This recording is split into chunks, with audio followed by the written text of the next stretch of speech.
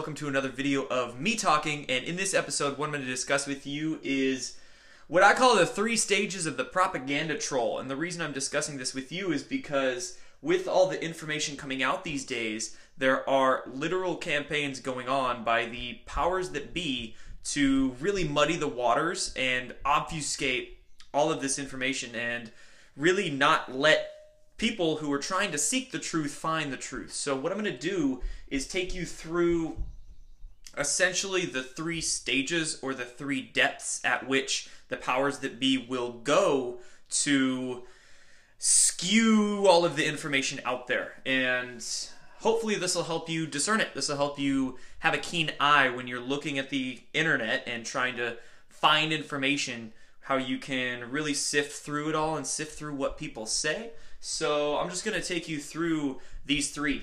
And the first one up here, we have data centers and, what did I write? Analytics tampering. So this basically doesn't usually involve people. People don't get into the picture until the lower steps. But I wrote this one as number 1 because there are literal data centers where they'll have, you know, iPhones lined up or computers in a row. Well, they'll generate fake likes and fake subs on account to boost the ratings. And I also wrote this into the picture here as well. Demonetization and messing with SEO. SEO means search engine optimization. So that's, for instance, you go to type in anything on Google or YouTube like GMOs and vaccines and whatnot.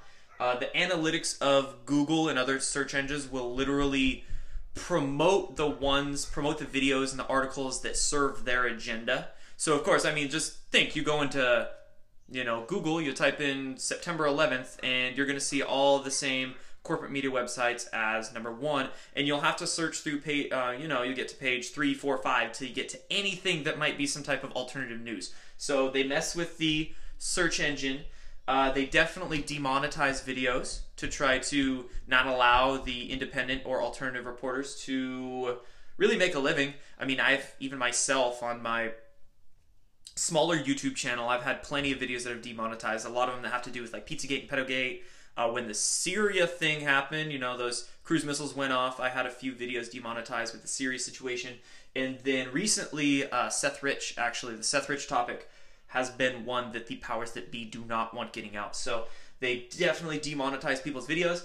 And again, the fake likes and the fake subs. So a lot of accounts that you'll find on the internet, whether it be a politician's account. I think I read recently that Hillary Clinton had some crazy amount of fake likes on her account, or really just anything that serves the powers that be's agenda and basically has money behind it. You always follow the money. They're probably going to have some fake likes or fake subs on their accounts. So that's number 1.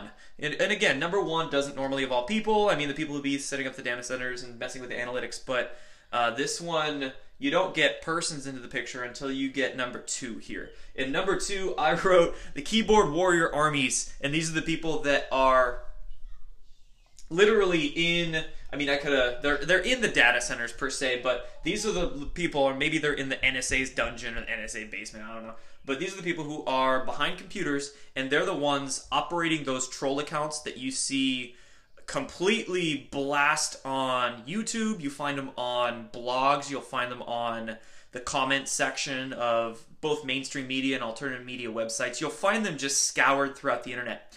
And they're the ones, especially on YouTube. I mean, I'm most familiar with YouTube, but they're pretty easy to spot elsewhere. You'll find them with some random obscure name and usually no profile picture or some just goofy one.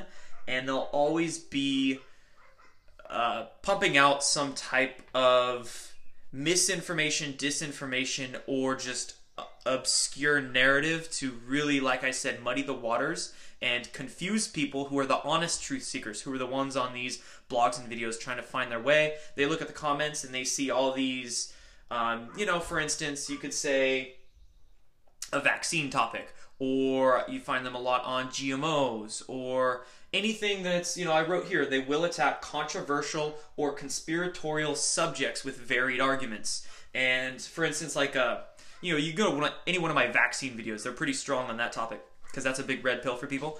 So they'll go on to vaccines and they'll type in, you know, oh, my child got all his shots and he was fine, and, you know, yada, yada, yada. They'll use varied arguments. So you'll often find them. How best do I want to describe this? They'll take different avenues to try and discredit you with. So they'll either take, oh, you're just an idiot, you're a jackass, or they'll try to really degrade you and just make it look obvious like they're trying to call you out. I mean, they'll threaten you, or they'll say, you know, where did you get your degree, yada yada. Or again, they'll maybe take a much more like subtle approach with their trolling. So they'll go, oh, you know, like my child is fine and I understand where you're coming from. You know, they'll try to make it look like they're a lot more legitimate, but you can still feel some type of agenda and issues behind what they're saying. So, I mean, it can be, you know, the topics that they usually get their orders for across the board. I said GMOs and vaccines. It could be chemtrails, could be really anything they need to hit. And I wrote this down as well. They'll get marching orders for current events, and that's quite literally what happens. So, for instance, like the best example I can give for this one is the recent false flag attack in Manchester, and a lot of people came out saying that, oh, this false flag was to distract from the Seth Rich story blowing up, which is probably there's probably many reasons for that false flag attack, but that's one of them. And not only is the Seth Rich story big, but that false flag, right? A lot of people started catching on to, oh, what's a false flag? What's a false flag? And then even Snopes had to debunk it, and a lot of mainstream media websites did. But you saw, or at least I saw, because I have a keen eye for this stuff. I've been watching it for a while. You saw once that Manchester false flag hit, anything that had like Manchester or false flag in the title, the trolls just went for. You also find them on, for instance, like the Syria thing. Anytime there's an event that happens, and then a lot of people, especially in the alt media, start making videos on it or articles on it, they'll usually get the marching orders, and you know they'll use whatever analytics and search engine optimization they need to find out who to hit. You see, so that's how they know. You also find them a lot on like flat Earth stuff, and we're not going to get into that here, but there's a reason you find them on a lot of flat Earth stuff, and then you know anything like that. So that's just a lot of examples that I can use for you to help you navigate where the trolls might be.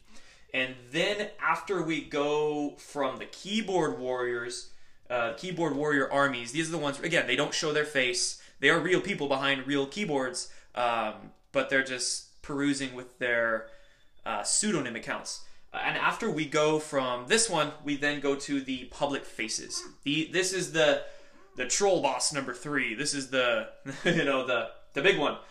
These are the ones where you know their face, you know who they are, you know their name. I mean, of course, if it's their real name they're giving you, but you know their name, and they're the ones who are out there.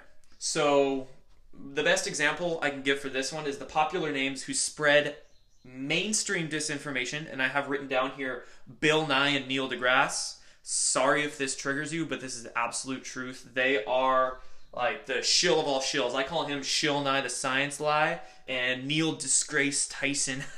But they're the ones that are spreading all kinds of disinformation, especially Bill Nye with his new like Netflix show, and then Neil deGrasse Tyson is always up there just talking a bunch of not actual scientific mainstream dogma.